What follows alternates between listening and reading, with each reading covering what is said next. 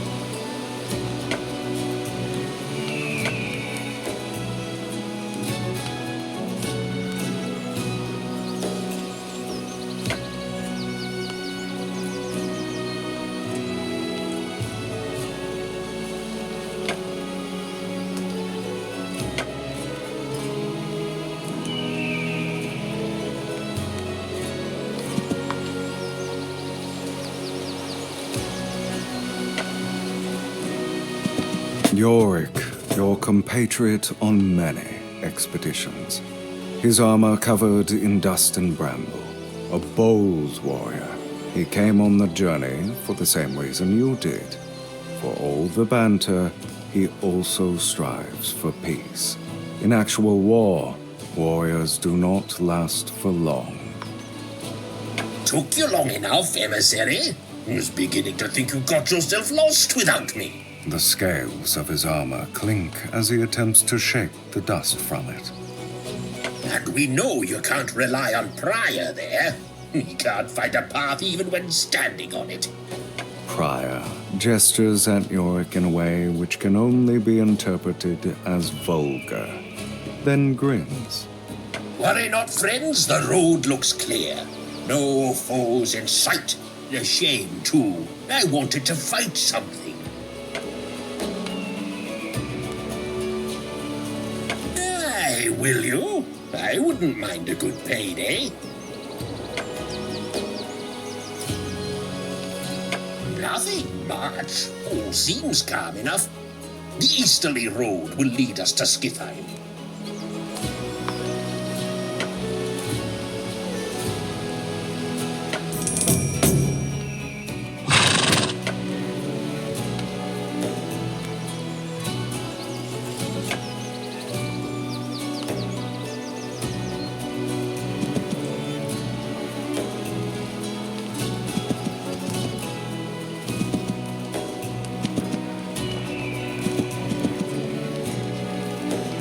Behold the gates of Skithheim, mighty capital of Anchorage.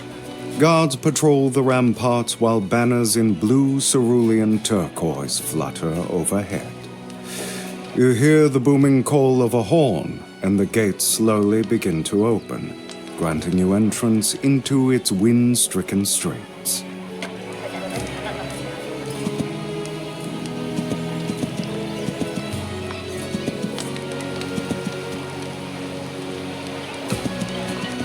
The interior of the town hall is designed to display the splendor of Anchorage.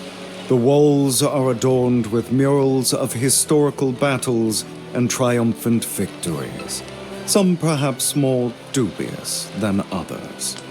The central gallery cutting through the hall is lined with intricate sculptures of legendary Einherjar, gifted to the Herseer of Anchorage.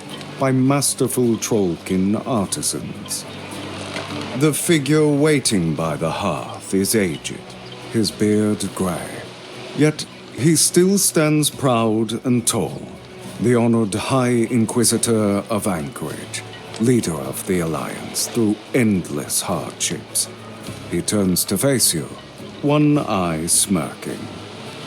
Emissary, ravens have foretold of your arrival. His severe voice is undercut by a tinge of mockery. He shrugs in reply.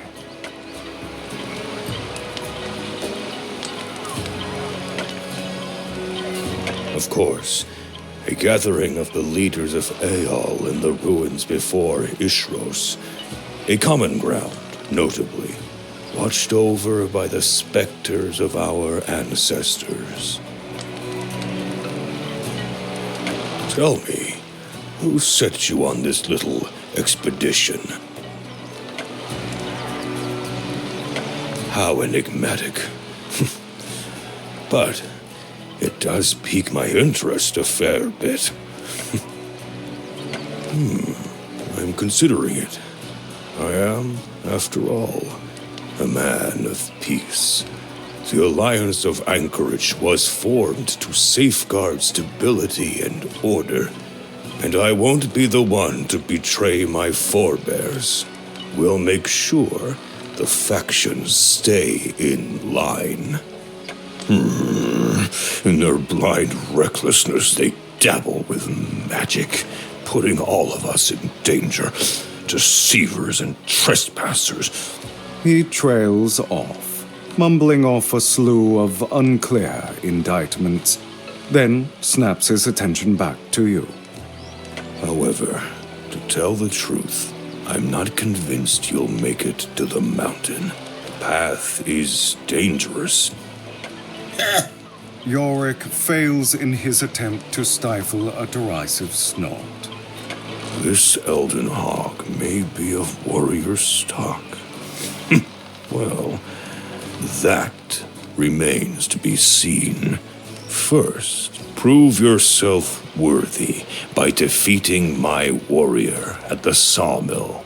If my shield maiden reports of your honorable victory, I will attend the gathering. Besides, you need wood to rebuild a bridge that was recently swept away by a deluge. I've always wanted to battle a Valkyrie. Suppose a shield maiden will have to do. No one awaits you in the town hall at the moment.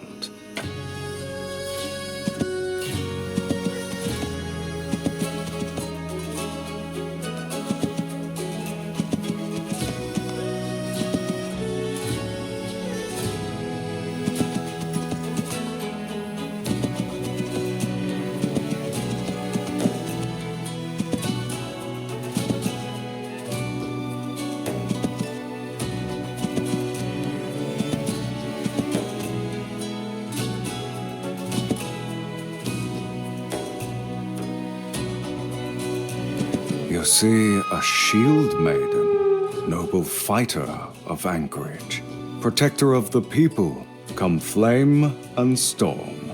Her armor gleams in the frigid sunlight as she brushes the mane of her war horse.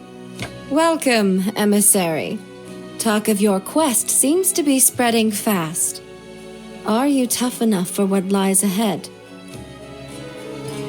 Don't underestimate us, lass. In my time, I've fought worse than you. That's what we're here to find out, Sir Hog. The shield maiden mounts her horse, preparing her armaments. Defeat me in honorable combat, and you may continue your quest. If you fail here, you will be no match for the dangers that lie ahead. I wish we'd had that bait. Oh, I'd be sleeping on a mound of golden coins tonight. Yorick chomps on a mushroom, then readies his mace and shield. Prior, solemn for once, arms crossed in front of his chest, bows deeply to the shield maiden.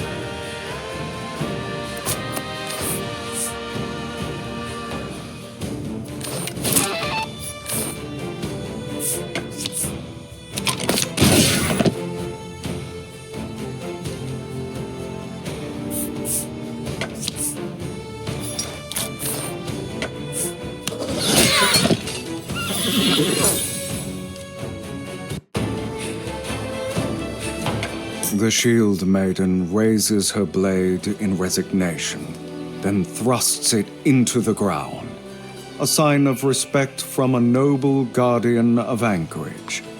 She brushes her auburn hair away from her face. Well fought, emissary. You have proven your mettle. Be careful, though, on your path.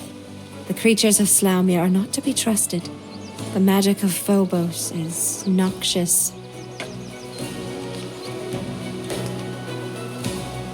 We all wish for peace, but sometimes the only way to maintain order is through strength.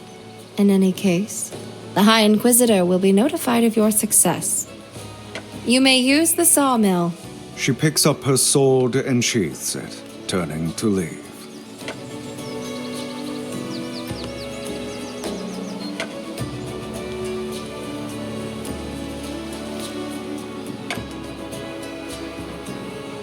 Wood from the forests that cover Aeol, used for construction, fuel, tools, and weapons. Abundant and versatile. Alongside ore, it is the most commonly used material. Yet be wary of excessive logging, Worm's paradise. It may draw the wrath of the Earth Mother, for trees also live and breathe, and are connected to the land below.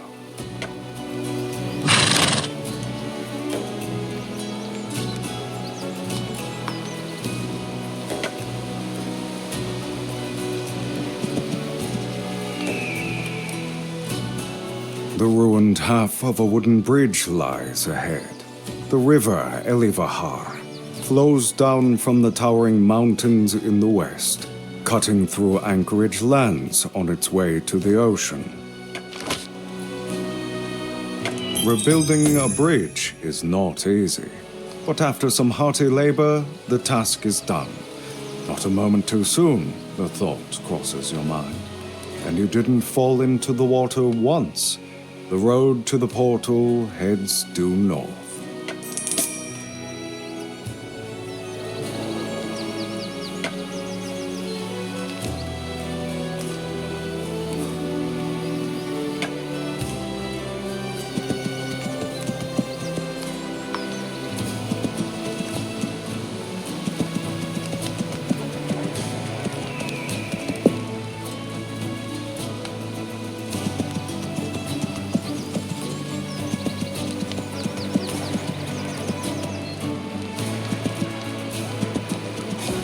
No one awaits you in the...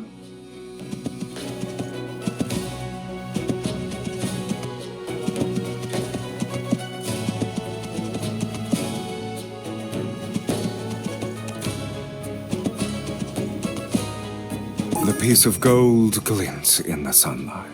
A precious mineral used for trade all across Aeol. Mortals dig for it. Mortals mold and process it.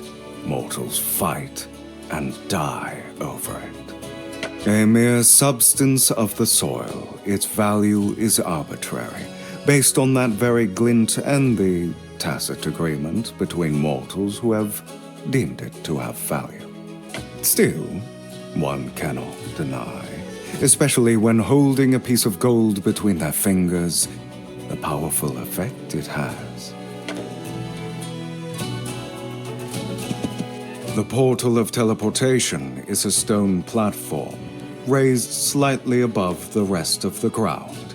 Its surface, ancient and scarred, is covered with various unknown symbols and glyphs. The air around the platform throbs and pulses with vast magical energy. Never been fond of these. Teleportation's not a natural way to travel. Yorick shudders, his spines bristling.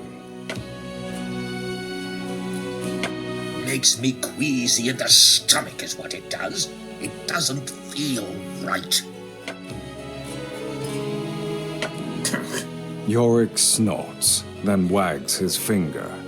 Queasy it may be, but it solves the issue of long-distance travel for the time being. Step onto the platform and jump into the abyss, emissary.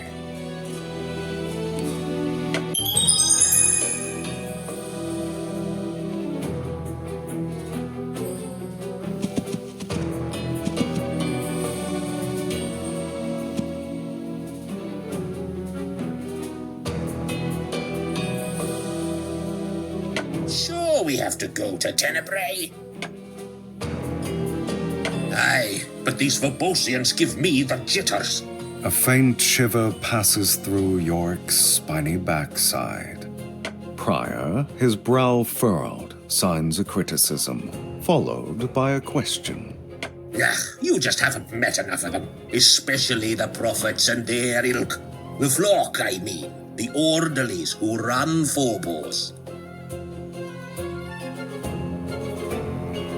Suppose they're trying to unnerve us on purpose, crafting a facade of intimidation. Well, it works, that's for sure.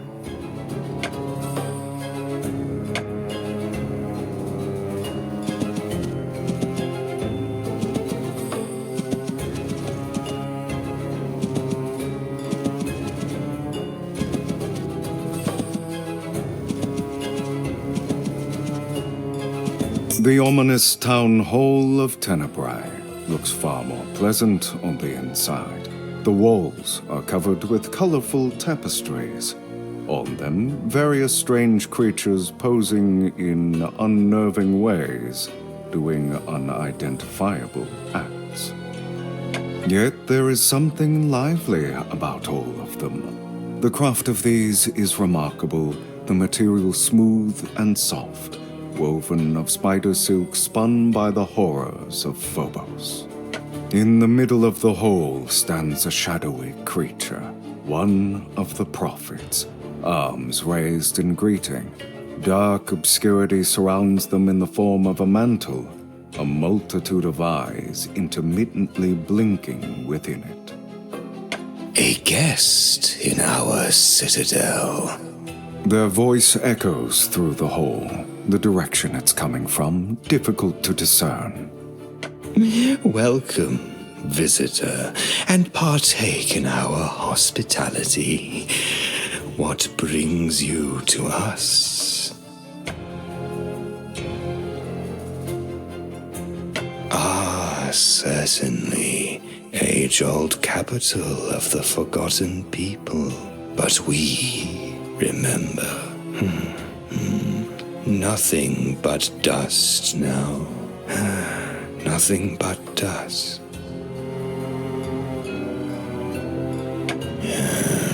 Is dust what we will one day also become? Or are we dust already, lacking comprehension, animated only by the potency of magic?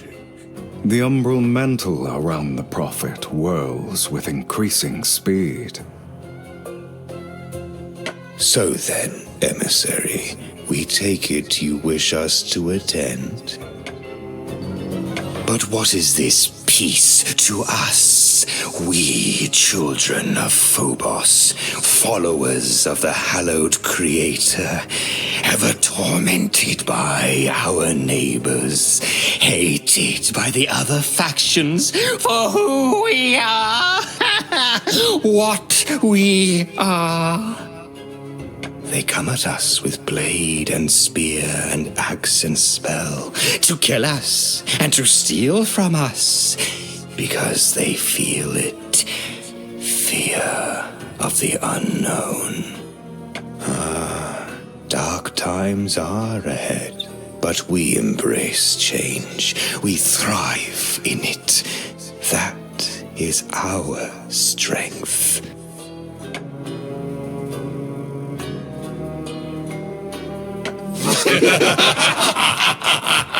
An eruption of laughter booms from every direction of the hall at once. Alas, would that we could see trouble already brews. The road to our portal is blocked, and our mana refinery seized from us. If you would be so kind to reconquer it, then surely one good deed will be met with another. The refinery will provide enough mana to clear the way, though where you get a spell is not our concern. Don't you have troops and workers for this kind of work? The many eyes narrow in what feels like ridicule. Murmur of madness nods.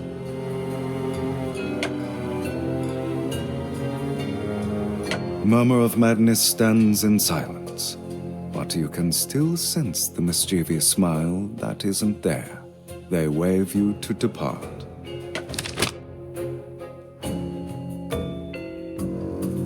The Tower of Magic, wherein warlocks and conjurers explore the possibilities of spell casting. Here, spells can be bought for a hefty price. But today, due to the nature of your quest, the Phobosians gift you a spell free of charge.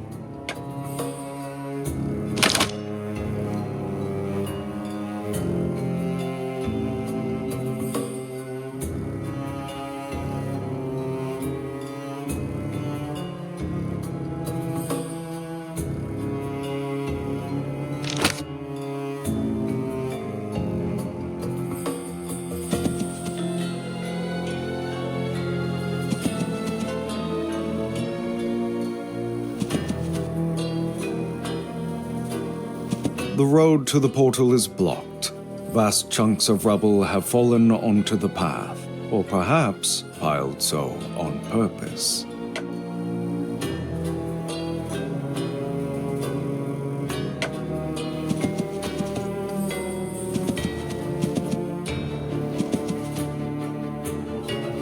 Before the Manor Refinery lies a makeshift camp. Accursed raiders await you. Weapons primed. Golden bronze plating glimmers in the rays of the sun. To your surprise, these are forge troopers. Recommendation: leave now, whoever you are. The observer slowly glides a few paces towards you, his mechanical tentacles swaying in the breeze. We can take him. Fancy Ford's tech won't stand up to a solid blow from my mace. Fairly agitated, Prior signs for caution. His motions catch the eye of the observer.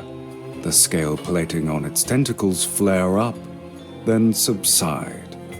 Apostate, unexpected to see you in present company. It will not restrain us from what must be done. Prior gestures a sequence of messages to the observer, who proceeds to ignore the Kemdi rebel. None of your concern.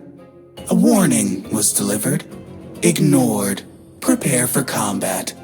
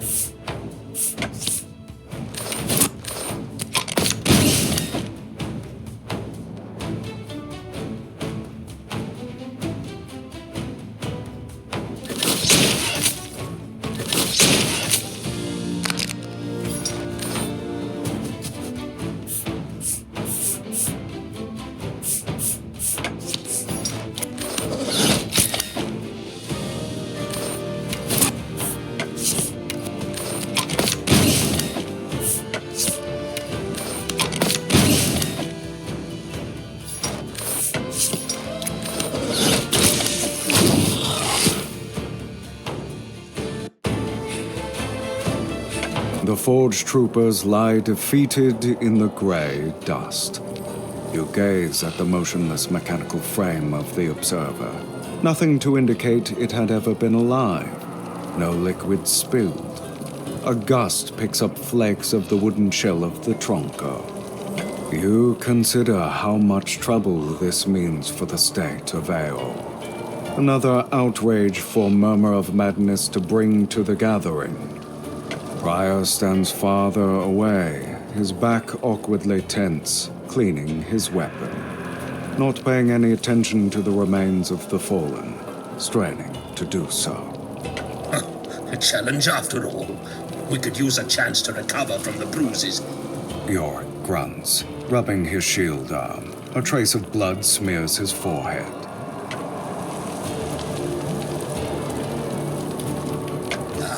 Indeed.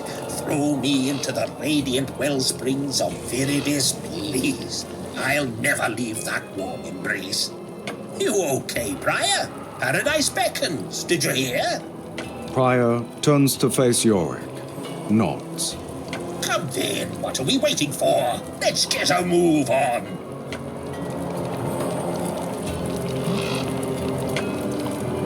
Blood iron deposits are common throughout Slaumia, the blighted land of Phobos.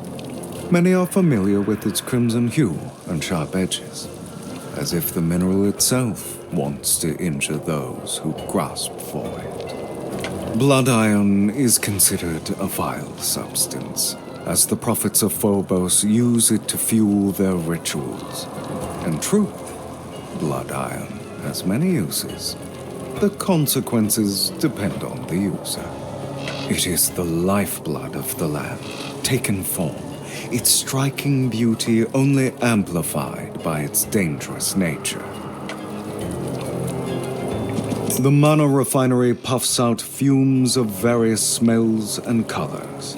The space around the building throbs with unnatural power. This is where rare resources can be refined into all-purpose mana.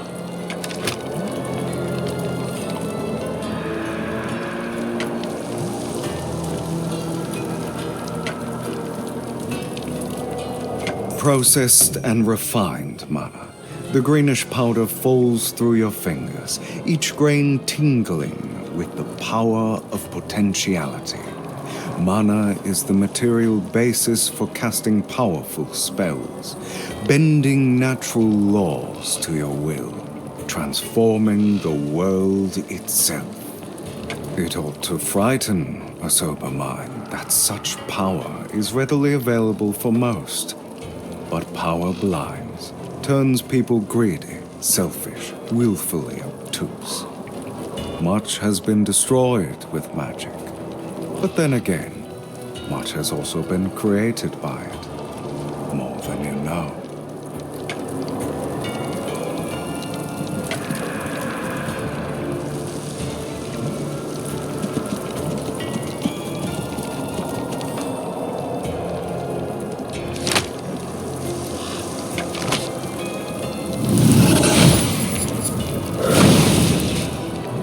The impact of the spell was more powerful than you assumed. A crater now resides where the pile of rubble used to be. Whoa, 'twas an explosion and a half. Fair point to them. It's why I personally don't trifle with it. Might get my nose blown clear off. And I like my nose.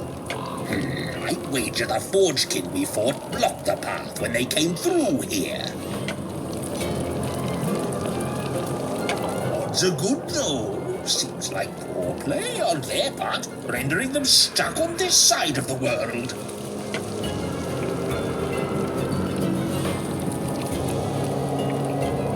Nobody left to ask, unless we ask Meridian. He shrugs, rubbing his fuzzy chin thoughtfully.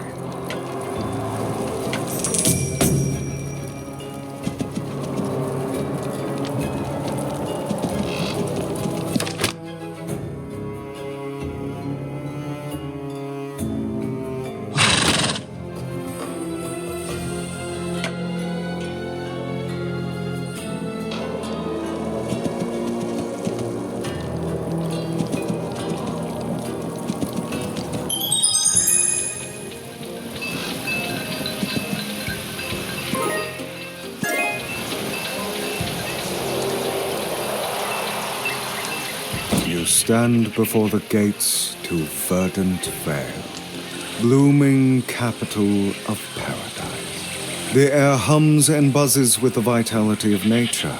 An undescribable diversity of green hues strike your eyes from the thriving lushness of forest and jungle. The gates swing open by unseen means, allowing passage.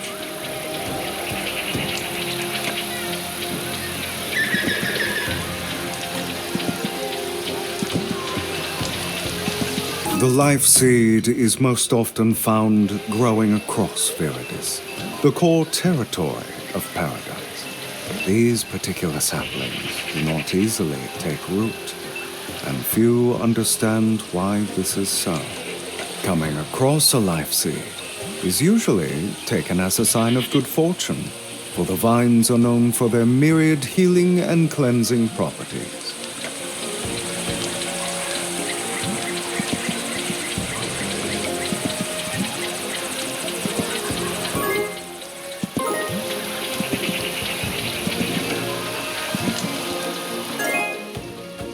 By decree of Pico the Exuberant, the Alm is currently off limits to those who have yet to acquire the blessing of the Earth Mother.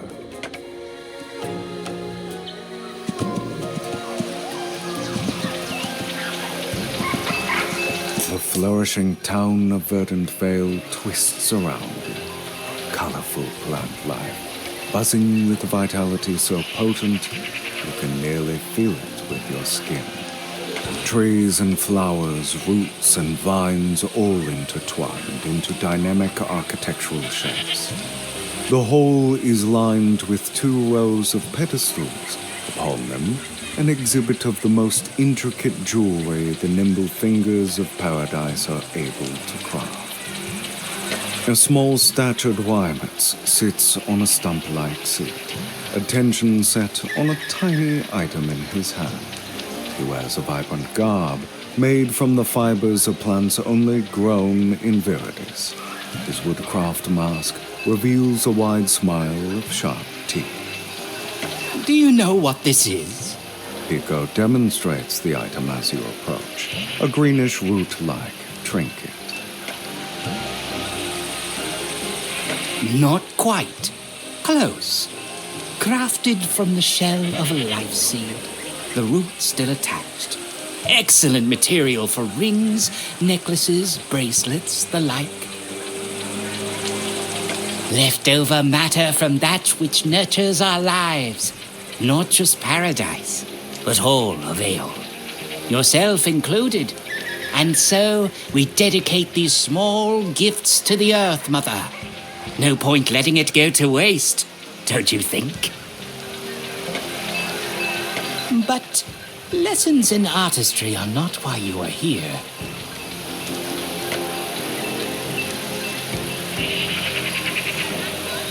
Ah, wonderful! We must have peace. It's the only way to safeguard nature, to care for life. Such a momentous chance cannot be wasted, of course. But we know the Earth Mother has to give her blessing upon this endeavor. Else we may all succumb to disharmony. A shrine not far from here. Lay upon it the appropriate offering, and you will be granted the benevolence of Aelmar. That's for you to figure out, my friend. Pico's mouth widens into a sly grin. Worry not. Have my booklet on the dialects of paradise. With it, you can decipher the writings on the shrine. A gift from the herb doctors, given the importance of your quest. In addition, it's clear your travels have been hard. Yet the road to the mountain may hold even more unkind surprises. You won't make it with injured and tired troops. Visit our alm, rest, and heal. You don't have to tell me twice, Chief. No one awaits you in the town hall at the moment.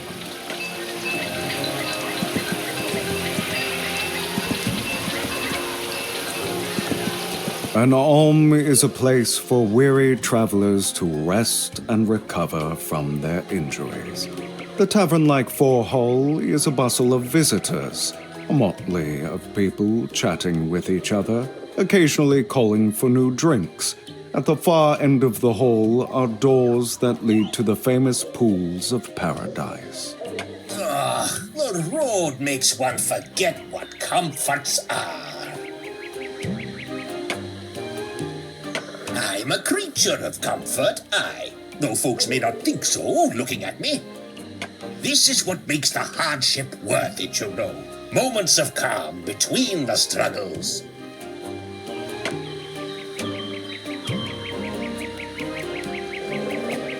You can stand here and be as pessimistic as you want. I'm going for a swim, and maybe a mug of ale.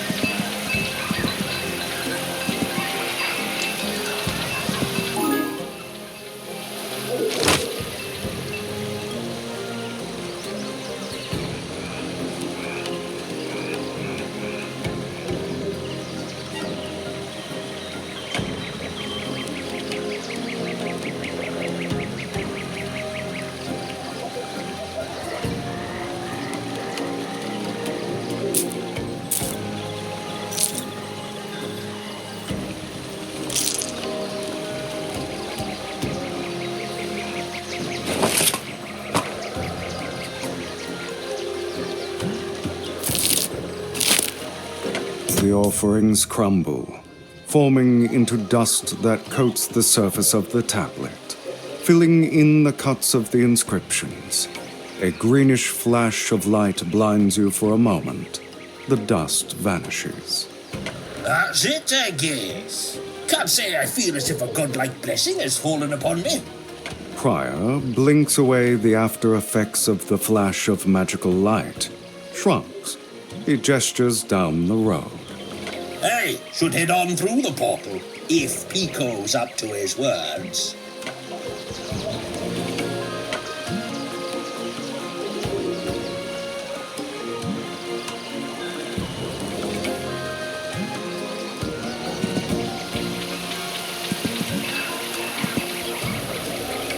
Emissary.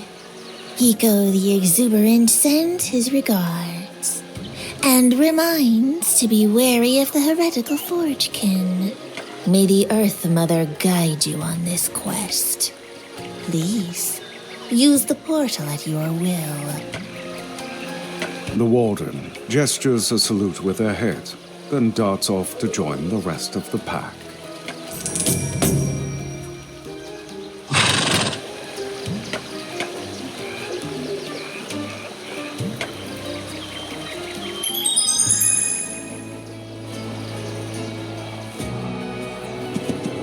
You stand at the sturdy metal gates of illustrious Lux Superior, capital of Forge.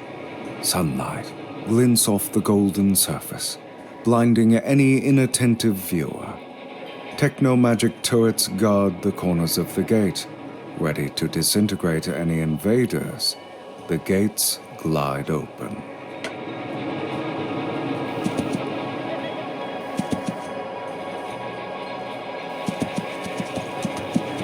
You stand at the courtyard garden of the Museum of Memory. Forge King sit on benches next to glittering fountains, conversing of mundane matters while enjoying the pleasant weather. A group of workers carry new items into the museum. The museum itself holds collections of relics of the past, tools, gadgets, jewelry, weapons, artifacts, remnants of forgotten conflicts and obsolete technologies. Two separate halls were built for the vestiges of lost biospheres, the flora and fauna. From Falloy, the destroyed homeland of centaurs, and the Golden Coast, the destroyed homeland of observers. An elderly centaur ambles down the central walkway. He stops at a memorial column, its surface covered with intricate carvings of the history of Forloy. At the base, he lays a bouquet of flowers, bright and solemn.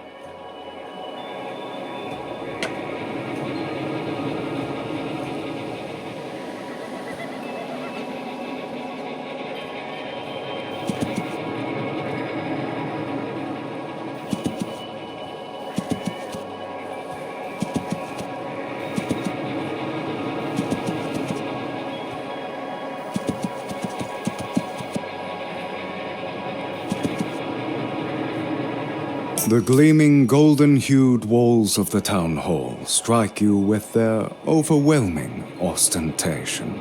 The room itself is straight and angular, surfaces adorned with a hexagonal pattern. An array of podiums partition the hall into sections. Upon these, you see a selection of sleek weaponry and unfamiliar technological aggregations, all aesthetically engraved. An oppressively tall and rigid figure stands awaiting, hands clasped in front. Their face is hidden behind a mask of shining white ceramic. A set of steel composite tentacles form a circular shape, a halo behind their back. Emissary, the Order has expected your arrival. Her voice sounds from the general region of her neck, mechanical, monotone in cadence. Word travels fast from one end of Aeol to the other.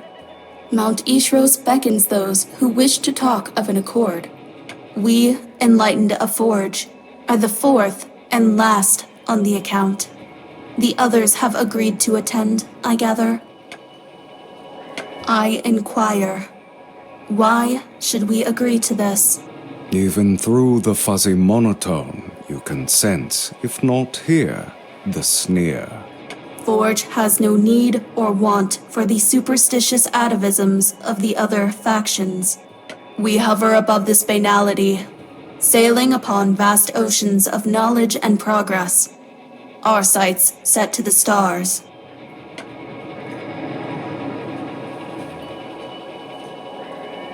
The others would be no match for our technological superiority. Their threat is negligible. Perhaps. Therefore, I will grant your quest respect, in return of a favor. Ford, find the culprit and mete out deserved punishment. They escaped through the southern gate. Access to our portal is restricted, so the thieves are still within 8-fold. Once you've retaken the artifact, well, you may hold on to it for the time being. It may be of assistance, after all. I expect it returned at the mountain. If you're all such advanced warriors, why can't you find it yourself? Why waste resources required elsewhere, when one such as yourself presents himself soon enough? I'm not a sellsword, beholden to the whims of pompous blowhards. Forge takes no offense. We admire a fiery spirit. You would go far in the embrace of our augments. No thanks. I prefer my meat the regular way. You know, soft, squishy, meaty, not ceramic scales and metallic limbs. Meridian gives no reply and continues to tower imperiously. You decide it's time to depart. No one awaits you in the town hall at the moment.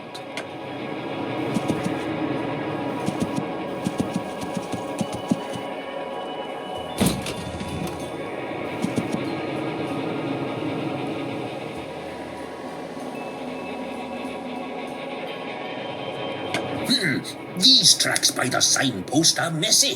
Which way? Prior points westward. Prior may be right.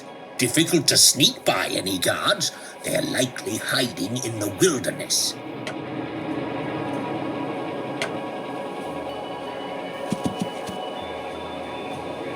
A forge guard post before the portal. Young Kemdi troopers amble about, proud and enthusiastic. One is busy polishing the golden sheen of his cuirass. Another practices slashes at a training dummy. The corporal watches you intently. Emissary, the Archdruid notified us of your hunt for the thieves. No one's gotten past here. I can guarantee that. Prior signs something to the corporal, to which the guard replies in kind. After a fairly lengthy exchange of gestures, the corporal nods to Prior, then turns to address you. They're hiding somewhere. Find them, but be careful.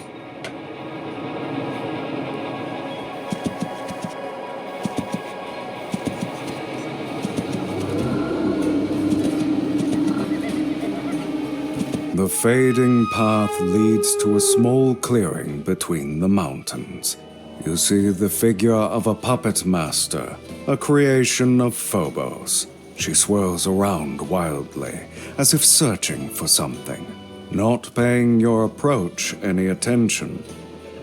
Where'd you drop it, you bonehead? The puppet master shouts to the shadows of a grove. You squint your eyes to see what she's shouting at, but can't make out anything until a tiny bit of the grayness itself suddenly twitches. The gray emits a faint sound. The puppet master spins around to face you. The artifact is mine. You will not get it!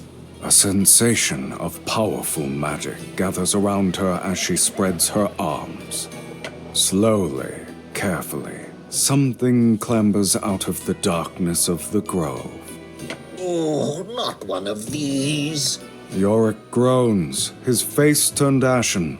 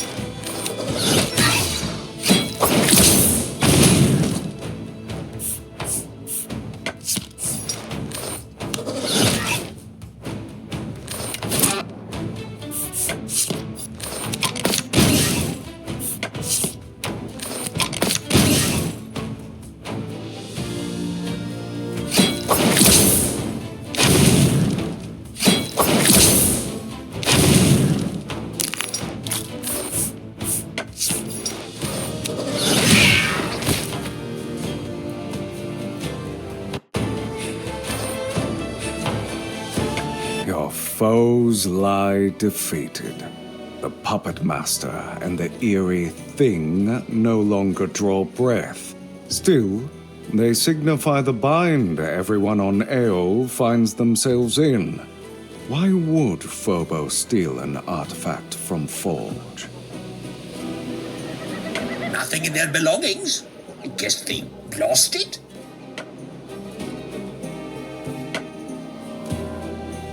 Or, you think so? Yorick rubs the back of his neck, a puzzled look adorning his face.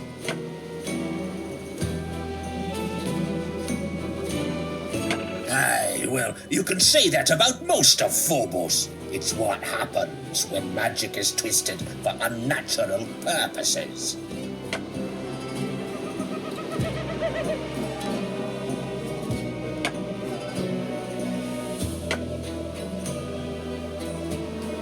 There, hidden within the sea of leaves, you notice the glint of a metallic object.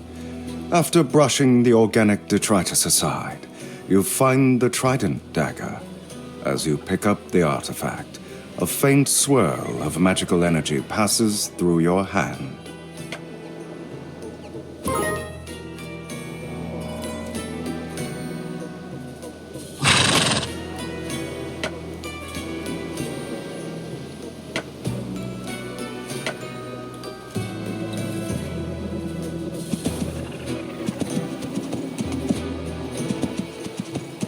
You found it? The artifact? Archdruid Meridian will be pleased to hear this. You may use the portal. The Chemdi Corporal salutes, then marches off to gather up his companions. This is it, dear emissary. Benefits to faction leaders have been rendered. They demanded favors in return of attending the gathering, an event meant to help all the peoples of Aeol. This very moment grants those in power a chance for diplomacy before discord slices too deep and blood begins to spill across the land. Are they humble enough for it? The ancient ruin is a suitable location, of course. One hopes the collapsed walls and lost homes remind of what is at stake, what happens when the sword of retribution is let loose onto Aeol. And so, Mount Ishros awaits.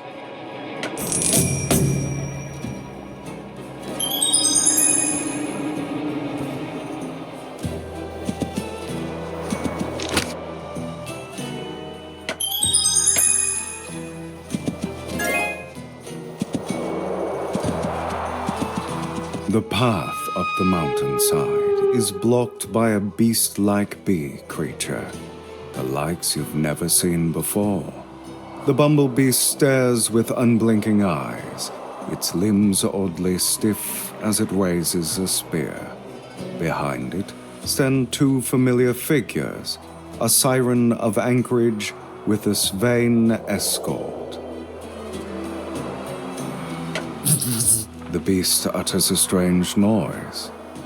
What in the name of the nine hells? Prior, looking tense, signs a warning to Yorick. His other hand slowly moves towards his weapon. Never had the opportunity to fight a monstrous bee before. Don't you dare think I'll miss this chance.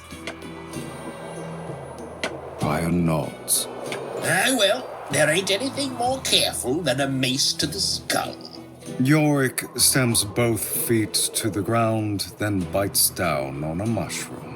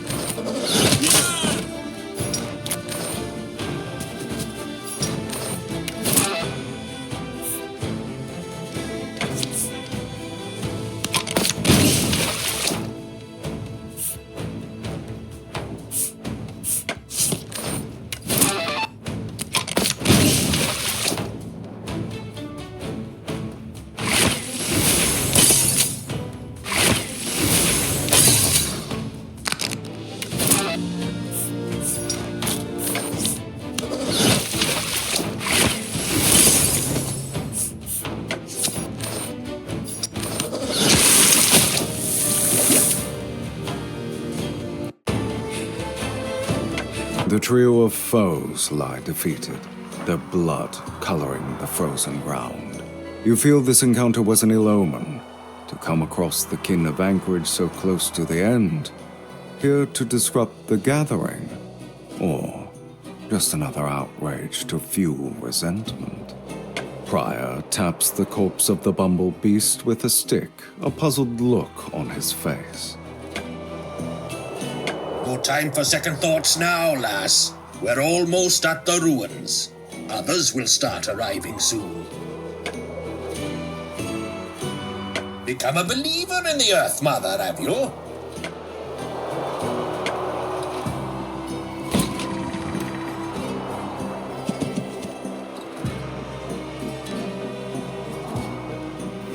Prominently displayed in the middle of the ruin is the knot. Legend says the artifact bestows a cordial disposition on those in its presence. Even if the effect is untrue, it remains a powerful symbol for those seeking unity. Prior gazes at the legendary artifact, arms crossed, brow furrowed. Trying to test if it works? If the stories are true? Prior does a seesaw gesture with his hand, then signs a question at Yorick. I'm already most cheerful, Prior. I can't go any farther. The world couldn't handle it. Disregarding the answer, Prior turns his sight back to the knot, eyes narrowed. He rubs his jaw thoughtfully. Come on, enough of that. We've preparations to do. Prominently displayed in the middle of the ruin is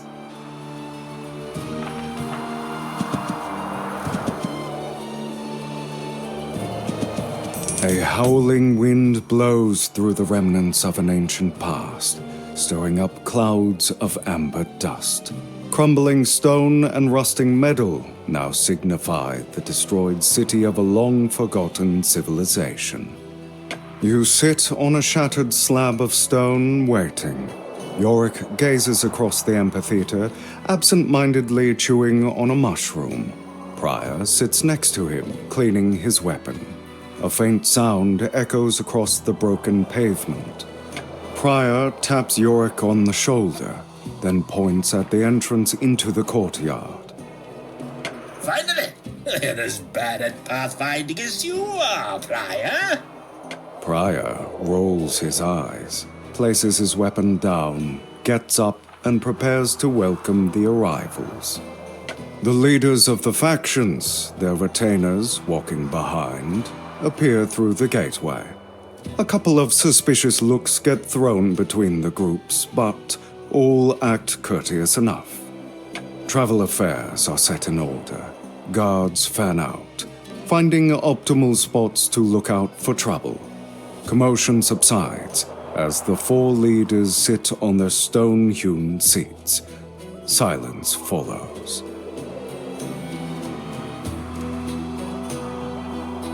Yorick leans over to whisper. Going well so far. They haven't immediately started killing each other. Or they're trying to recall all the things they want to blame on each other. Meridian the Machinist abruptly stands to address the other faction leaders. Forge has been summoned here, presumably by one of you. Why, pray tell, when we have celestial goals to accomplish? You presume much, flesh machine. Silence again falls upon the ruin. Meridian's faceplate is fixed towards Ornir. Pico looks at the others, grinning. Then this is time wasted. We will make our departure. Yes, flee to your abhorrent ways. Your thoughtlessness is the downfall of all. Magic is heretical enough, but the way you twist it into yourself. You have the nerve to condemn others, Ornir, leader of a band of murderous marauders who burn our forests and loot our lands. Beasts who lack sense must be subdued in the name of security. Your misbegotten majory is no less foul than that of Forge.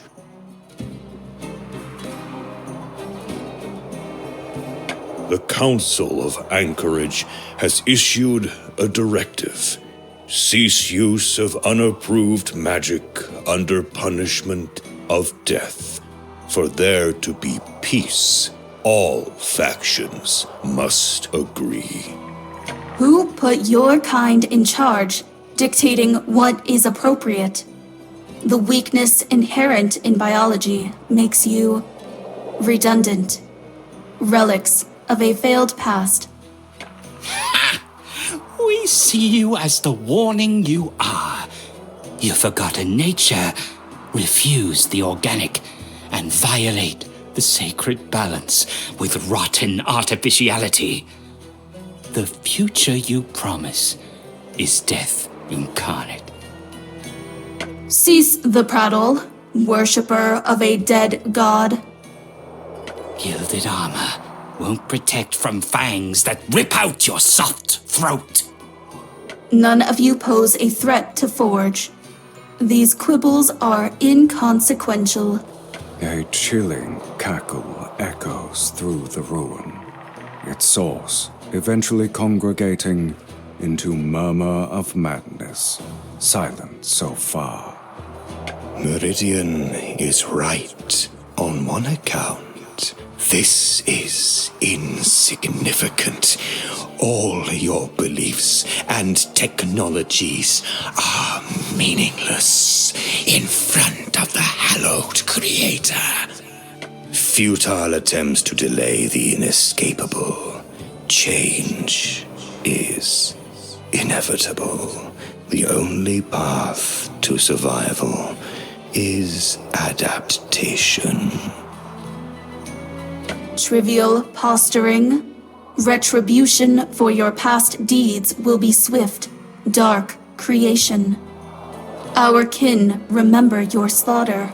In return, Slomir will be cleansed. The grin of the choir can't be seen, but is felt by everyone. The sky of eyes wink, meeting the challenge with mockery. You slowly lose track of the thread of accusations and grievances. The voices of the leaders grow louder, more belligerent. Your head begins to throb. Suddenly, you sense a strange vibration on your belt. It's the trident dagger. Something wrong? The artifact in the courtyard vibrates intensely as its sections twist and grind against each other. Flashes of blinding light periodically flare out of its center. Realization hits you. The leaders snap into attention. Everyone glances at the artifact. For a second, the world is a still image. Then all break into a run, heading for the gateway. Yorick and Pryor rush off to assist people in the escape. The trident dagger emits a shrill, ear-piercing sound. You grab it from your belt and stare at its gleaming prongs. It feels like it's pulsating in your hand. You fling it away and turn to flee. The world turns white.